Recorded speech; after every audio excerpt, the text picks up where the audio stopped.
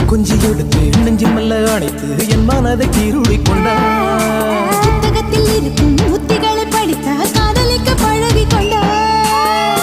புத்தகத்தில் இல்ல இன்பம் கற்று வைப்போமா